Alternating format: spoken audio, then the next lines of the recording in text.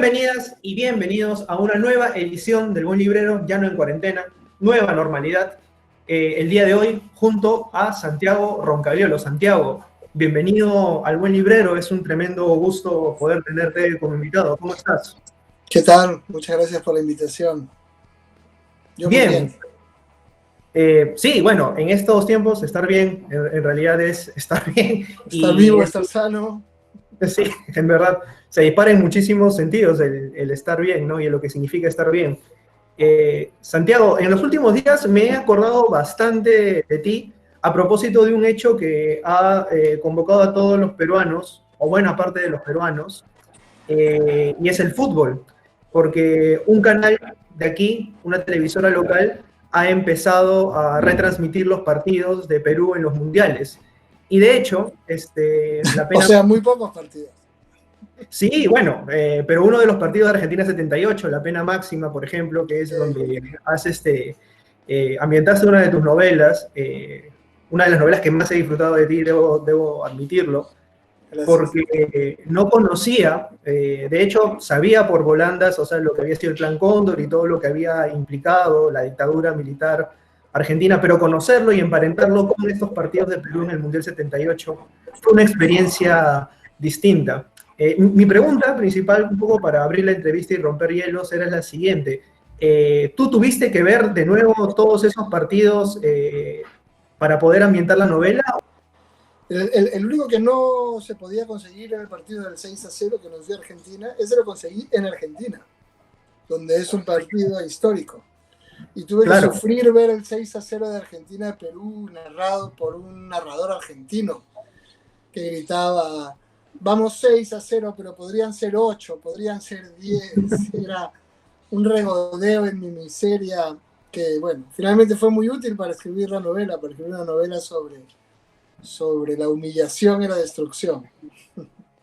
Ahora, hay un personaje que retoma, que es el Félix Chacaltana, ¿no? Que viene también de Abril Rojo, ¿no? Y es una cuestión también que me agrada bastante, ¿no? Esta especie de crossover de personajes que se inmiscuyen también en diferentes ámbitos, ¿no? ¿Por qué Félix Chacaltana es uno de tus personajes, al menos que más has repetido, en estas dos novelas, al menos? Bueno, solo lo he repetido ahí, y en realidad no quería repetirlo, no quería volver a escribir algo con Chacaltana porque no quería esclavizarme a él, no quería depender de él y que todo el mundo esperase una nueva novela de Chacaltana. Pero en este caso quería escribir sobre el fascismo en Europa durante los 30 y en América Latina durante los 70. Y sin embargo no soy ni europeo ni argentino. Y entonces fue muy útil tener a Chacaltana para contarlo desde una mirada peruana, ¿no? Desde unos ojos de alguien que vive en un país que colaboró con la dictadura argentina, que colaboró con la desaparición, con la tortura de argentinos, y que además fue al Mundial de Argentina, que fue el gran mundial para lavarle la cara a la dictadura argentina respecto de las brutalidades que estaba cometiendo su régimen. Entonces, en cuanto entró Félix Chacaltana, ya fue fácil hacerlo todo desde un punto de vista peruano, contarlo todo como pisando un territorio que yo entendía, ¿no? Y contar cómo básicamente el fascismo no solamente existió en Europa en los 30, sino efectivamente se heredó a regímenes como el argentino o el chileno de los 70, pero a través de ellos y a través de la Operación Cóndor y de su colaboración para perseguir a sus enemigos, a sus opositores, se fue extendiendo por toda la región, por toda Sudamérica, ¿no? A Uruguay, a Paraguay, a Bolivia, a Brasil, al Perú. Y eso me parece muy, muy interesante. Cuando tu vecino es un asesino y tú no haces nada, terminas por ser su cómplice. Y esto es algo que ha ocurrido a lo largo de la historia y que la novela refleja.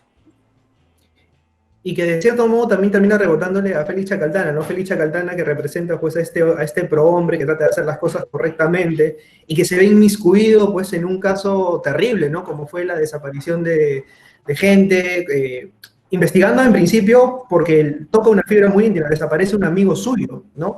Y a partir de la desaparición de este amigo es que Félix se inmiscuye en los demás, ¿no?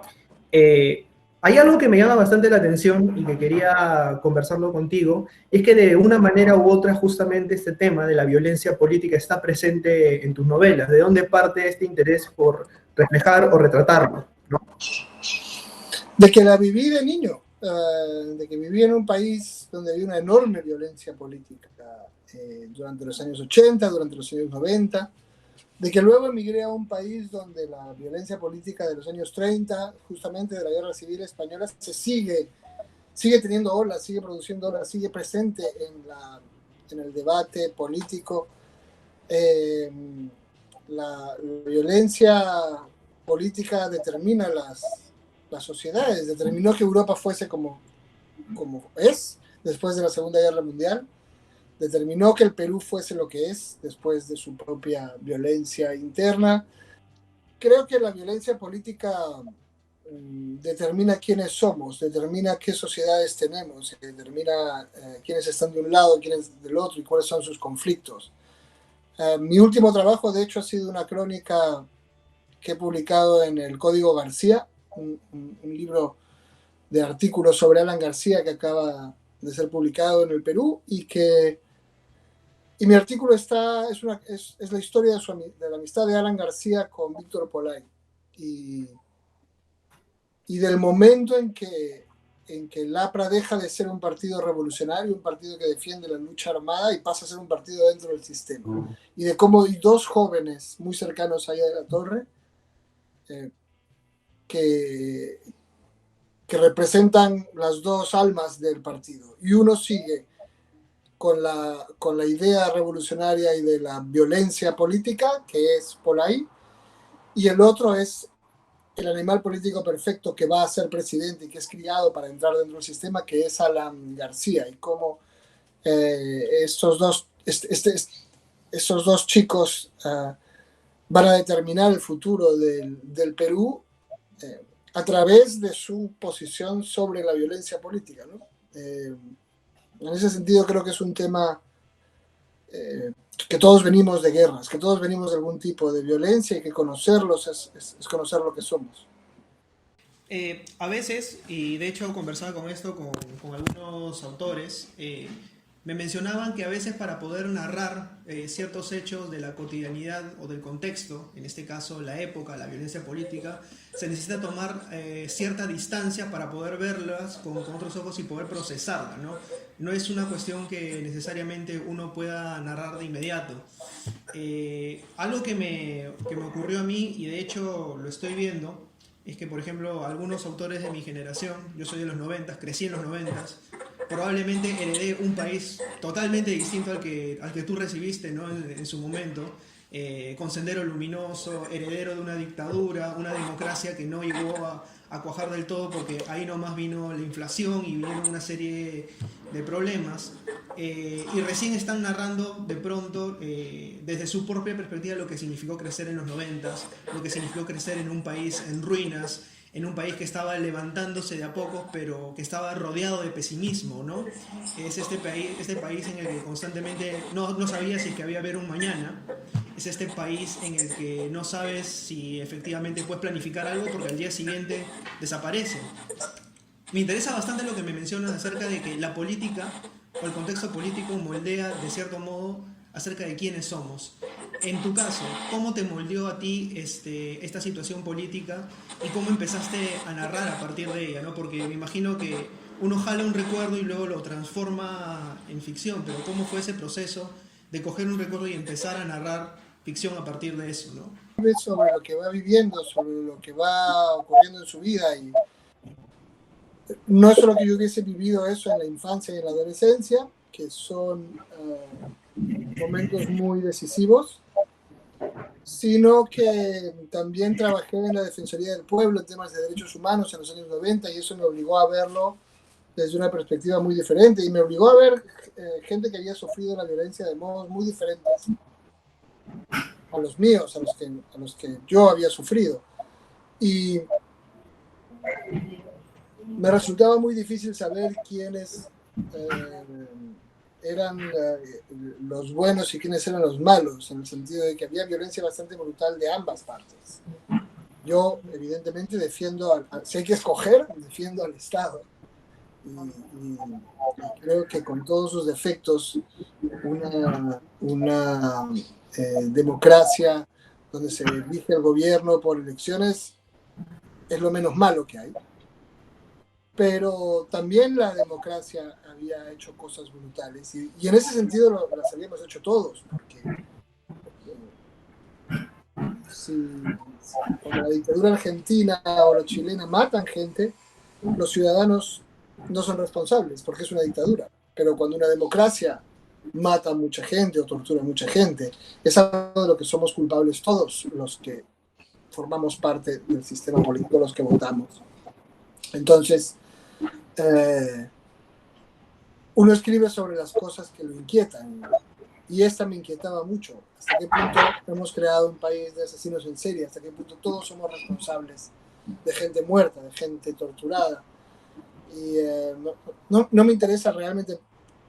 La discusión habitual es quién tuvo la culpa y por qué yo fui bueno y el otro fue malo.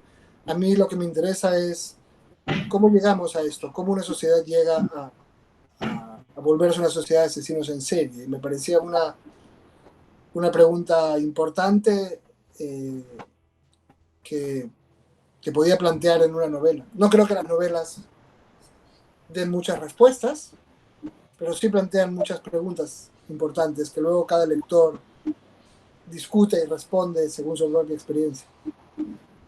Además, lo que hace una novela, entiendo, es ficcionar a partir de un punto de vista, que no es el punto de vista general, ¿no? O sea, es el punto de vista de un personaje, de la realidad en la que se enmarca ese personaje y de su entorno, ¿no? Entonces, por eso yo siento que a veces cuando se dice que la violencia política tuvo diferentes rostros, es cierto, ¿no? O sea, uno no va a ser la misma violencia política que se vivió en un lado que la que se vivió en otro, y cada quien podrá narrarlo desde el punto de vista que más cercano se sienta, ¿no? Siento que por ese lado va. En algunos casos, sí, lo que pasa es que a mí me interesa mucho hablar con todos los lados. Y creo que es algo que deberíamos tratar de hacer todos. En este último reportaje del que te hablaba, justamente no me interesaba mucho mi opinión sobre Alan García. Cuando me dijeron para escribir un libro de Alan García, pensé, ¿a quién le importa mi opinión sobre Alan García? Todo el mundo tiene la suya. Además, a todo el mundo le importa un pepino la de los demás. Cada uno tiene la suya y la va a tener hasta que se muera. Pero justamente lo consideré, y es como considero la narrativa como de ficción o de no ficción, como una oportunidad de ir a preguntar a los viejos apristas cómo era Víctor Polay cuando formaba parte del partido aprista, ir a preguntar al propio Víctor Polay, aunque obviamente fue a través de una intermediaria que me traía sus respuestas, cómo era el APRA que él vivió. Tratar de que esos personajes hablen me parece muy importante, porque todos tenemos una opinión, como digo, pero en realidad todos preguntamos bien poco a las personas que de verdad formaron parte de los momentos históricos. Entonces, creo que para mí son muy importantes no solo mis novelas, sino los libros periodísticos, los libros de historias reales, y son importantes no por mi opinión ni por lo que yo diga, sino porque voy donde los protagonistas y les pregunto por qué hicieron las cosas, cómo llegaron a ser lo que eran. Me parece que todos deberíamos escuchar eso, incluso cuando haya que escuchar a gente que no nos gusta y con la que estamos en contra. qué difícil puede llegar a ser eso último, ¿no? O sea, escuchar y tratar de contenerse y simplemente escuchar, ¿no? El punto de vista y ya simplemente interpretarlo, ¿no? Sí, pero creo que es imprescindible porque, bueno, podemos rodearnos de nuestros amigos y repetir nuestras opiniones y decirnos lo inteligentes que somos, pero no estamos aprendiendo nada nuevo. Creo que solo aprendes cuando escuchas a la gente que piensa diferente que tú. Y a mí me interesa aprender, realmente no me interesa darle lecciones a nadie de cómo debería vivir o cómo debería pensar, pero me interesan mucho más los desafíos al pensamiento, encontrar a alguien que te habría pegado una bala en la cabeza y preguntarte por qué te habría pegado una bala en la cabeza y por qué alguien llega a estar dispuesto a pegarte una bala en la cabeza. En todo caso, me parece que alguien tiene que hacerlo. Y a mí me interesa mucho hacerlo. Y creo que quien lo lea tiene acceso a una reflexión mucho más interesante que le daría cualquier opinión mía o cualquier escritor. En realidad, los escritores somos unos burgueses de clase media, ¿no? No hemos estado ahí. Tenemos unas buenas opiniones, generalmente muy encomiables, pero en ningún caso más interesantes ni más importantes que la de la gente que ha formado parte de los procesos históricos. Definitivamente, definitivamente. Un poco para continuar con el tema, pero para finalizar, porque me dejaste la duda sembrada. De hecho, en algún momento te tocó, de hecho sí, interactuar con alguien que por ahí pensaba diferente a ti, pero cuya opinión te abrió un panorama totalmente distinto a lo que ya sabías acerca del tema. Todo el tiempo, claro, de eso se trata de hacer un reportaje, si no, no estás haciendo un reportaje. Yo he hablado mucho y sigo hablando. Cuando voy a Lima me sigo reuniendo con presos, expresos, militares, policías, gente que ha estado en la política o también en Sendero o en la MRTA. Y trato de escuchar sus historias, trato y además va cambiando el punto de vista de todos ellos sobre lo que pasó. Y creo que es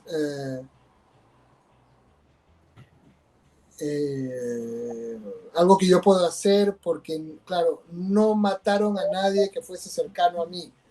Mi vida fue un infierno, de acuerdo, pero no tengo el odio que creo que es irremediable de la víctima o del pariente de la víctima, ¿no? Obviamente la gente que ha sufrido esa violencia directamente no puede hacer esto ni tiene por qué hacerlo, pero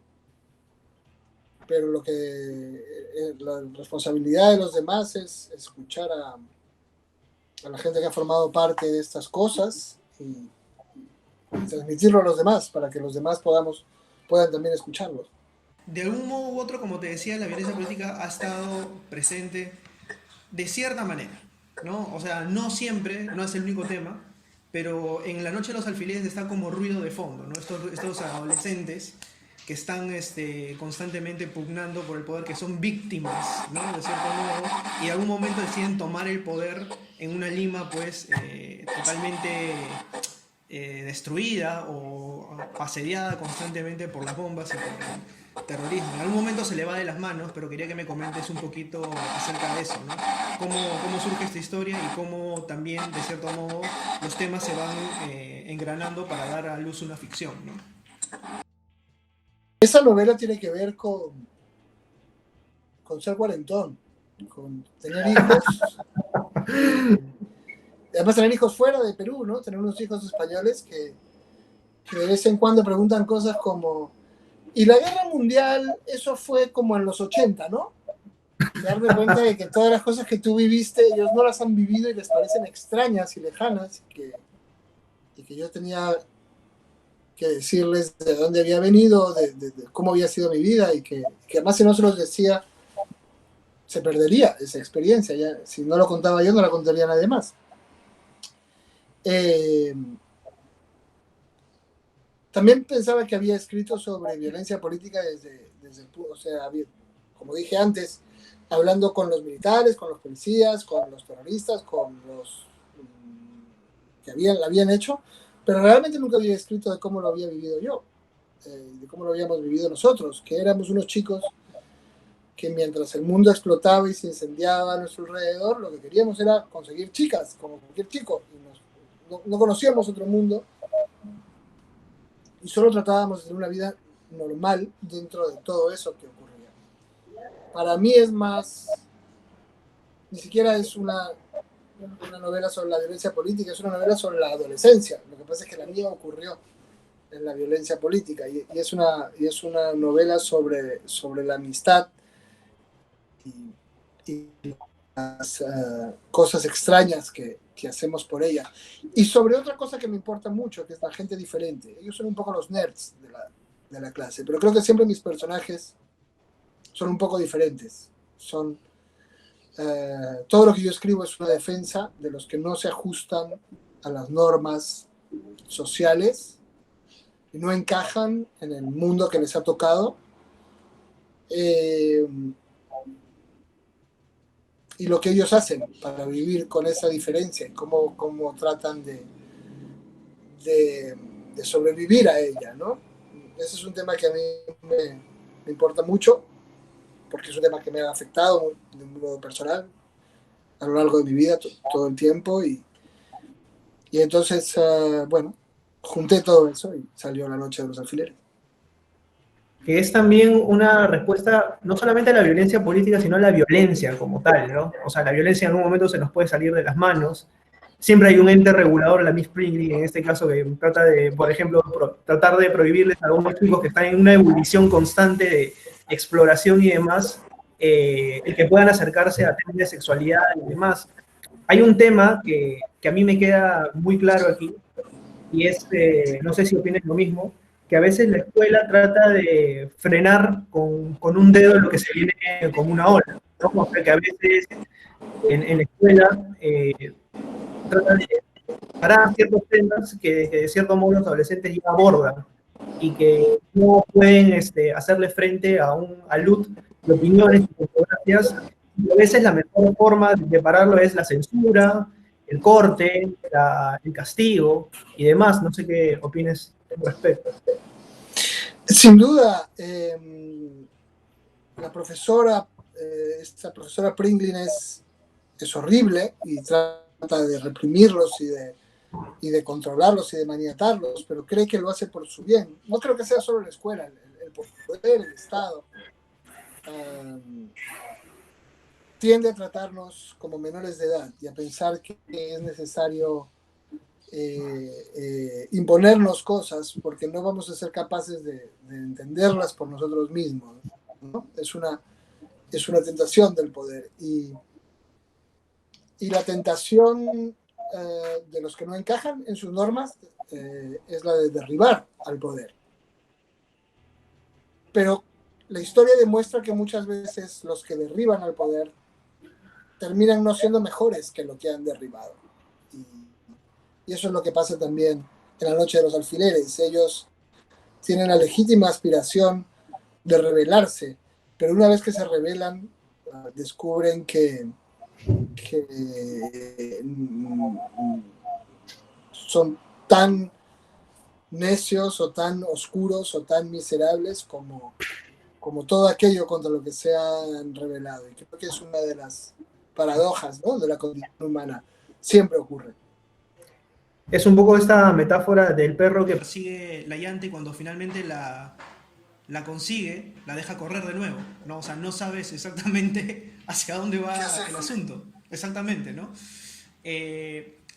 Y quería también hablar, bueno, ya un poco para terminar de redondear esto, que me interesa muchísimo sobre el material de los sueños, ¿no? Que de hecho el título ya es revelador, el título revela sobre qué están hechas las películas y detrás de cámaras, valga la redundancia, que hay detrás de algunas películas, ¿no? Me sorprendió muchísimo lo de Lolita y Nabokov, por ejemplo, no sabía todo lo que había ocurrido, lo cual me lleva también a una pregunta que me parece que tiene que ver con esto, y es, eres muy cinéfilo, eres de ver muchas películas, y de dónde nace la afición por el cine, y para poder investigar más allá de lo que simplemente uno ve. Cuando uno ve una película terminada, pero detrás de esa película han habido horas de esfuerzo, luchas por los guiones, disputas, y una visión particular del realizador. En este caso, por ejemplo, mencionas también en su momento a Kubrick, y la interpretación que hace acerca del libro que justamente es La Naranja Mecánica, ¿no?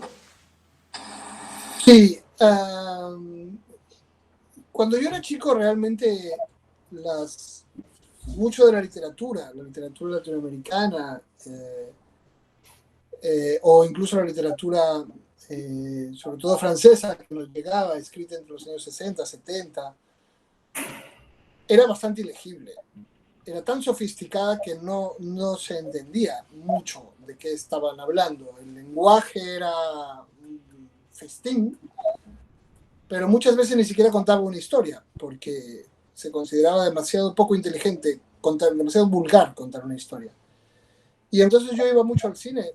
El cine es lo que me daba narraciones que empezaban en un punto y terminaban en otro. Acompañaba a personajes y a sus vidas de un modo más emocional y más vivencial que en la literatura. Así que siempre crecí entre ambas cosas y trabajo entre ambas cosas. Yo ni siquiera soy solo un escritor, yo soy un narrador de historias que escribe guiones también, que escribe historias para niños. Ahora estoy trabajando en podcast o historietas. Me encantan todos los géneros de contar historias. Me encanta todo lo que la narración hace por nosotros. Y me encanta investigar en cómo se han ido haciendo todas esas cosas, ¿no? Obviamente, el libro que dices recoge reportajes que escribí durante años para el diario El País en España y para la revista Vanity Fair. Fueron de cine y de espectáculos, simplemente porque hay más que contar. Normalmente en un rodaje de una película donde hay 100 personas haciendo todo tipo de locuras, con un escritor que está encerrado, sentado frente a su pantalla o a su máquina de escribir. Me interesaba saber cómo se creaba esa magia, cómo se crea lo que aparece en la pantalla, de qué depende, cómo interactúan los talentos que hay en una productora de cine que tienen que trabajar juntos, a veces incluso estando en conflicto, y contar cómo se construye el embrujo del cine. Pero ya te digo, también podría haberlo hecho con los libros, me habría encantado hacerlo con los libros, pero no hay mucho que contar. El señor se siente y escribe. No. Sigue siendo, incluso si hubiese muchos autores de eso, seguiría siendo más interesante el trabajo de equipo, que es lo que es fascinante con el cine. En el cine hay actores, músicos, directores, en el cine o en el teatro. Incluso en los conciertos de música, también tienen elementos visuales, que es de lo que habla el material de los sueños. Hay muchas creatividades en conjunto para crear un universo sensorial. En la literatura no necesita nada de eso porque apela a tu imaginación. Lo que ocurra en el papel no cuesta dinero, no cuesta más dinero escribir una novela llena de escenas de acción en el siglo XIV que escribir una novela intimista que ocurre en una casa. Y entonces, en cambio en el cine sí, hay que crear un universo, o en el teatro o en la música, hay muchos talentos para hacer que lo veas, que lo escuches. Y de lo que habla el material de los sueños, las historias que persigue son las historias de cómo todos esos talentos juegan juntos, se enfrentan a veces, se pelean a veces y tratan de crear la ilusión que vemos cuando nos sentamos frente al escenario o frente a la pantalla, ¿no? La recreación de un universo. Cuestión también que es diferente cuando se hacen podcasts, ¿no? Y entiendo que también has estado incursionando en esto. Yo recuerdo, de hecho, un capítulo de Radio Ambulante en el que narras acerca de tu hijo. Y me parece hermoso, ¿no? O sea, de cierto modo, he creado un monstruo, me parece que se llamaba, ¿no? Sí, algo así. Sí, el podcast tiene el punto medio, digamos, ¿no? De que lo escuchas y ya al haber una voz hay una impresión sensorial, una escenificación para los sentidos de la historia. Escribí una historia para México que leyó una actriz muy buena que se llama Vanessa Bauche, y era increíble cuánto potenciaba la historia y cómo iluminaba ciertas zonas y oscurecía otras solamente con la voz de una buena actriz. Leer la historia. La literatura, bueno, tiene la ventaja de que solamente es una voz, lo cual sigue siendo mucho más barato que un rodaje. Pero la literatura siempre va a ser por eso mismo lo más libre. La literatura escrita, puedes poner a hablar animales, puedes hacer elefantes con mojitas azules, puedes entrar dentro de la cabeza de los personajes, puedes puedes tener una libertad que no te ofrece ningún otro formato. Y eso es, creo, lo que me fascina de los libros. Y del podcast como tal, o sea, mencionabas acerca de la magia de la voz, ¿no? Cuestión que es bastante, hasta cierto punto, complicada, ¿no? Hacer una narración no es fácil, o sea, de hecho, no es fácil escenificar un cuento, ¿no? Y me imagino que también tiene que ver mucho la adaptación que uno pueda hacer de una historia escrita a una historia dispuesta para ser narrada. ¿Cómo ha sido ese proceso de pronto? Bueno, fue interesante, pero precisamente en las cosas que he hecho para audio hasta ahora, me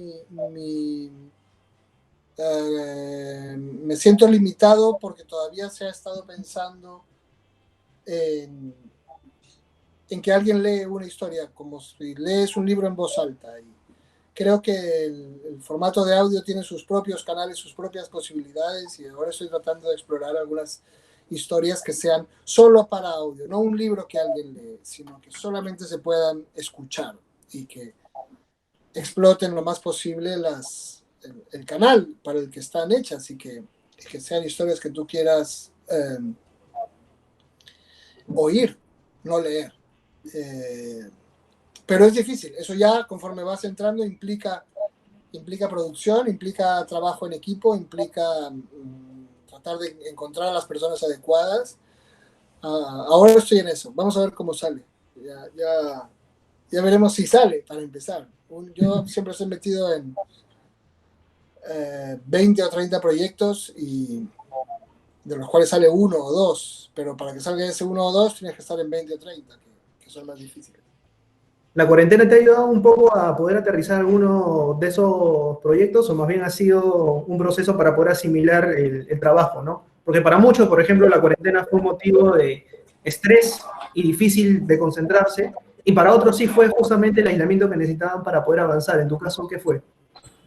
Hubo cosas que se cayeron y hubo cosas que se potenciaron. Sobre todo se potenció todo lo que se podía hacer desde casa, y todo lo que era lanzar giras de promoción, viajes o una obra de teatro que íbamos a montar, evidentemente se cancelaron. Para mí, sobre todo, ha sido interesante pasar mucho tiempo con mi familia, que antes no tenía, que antes estaba viajando mucho, y he estado cocinando.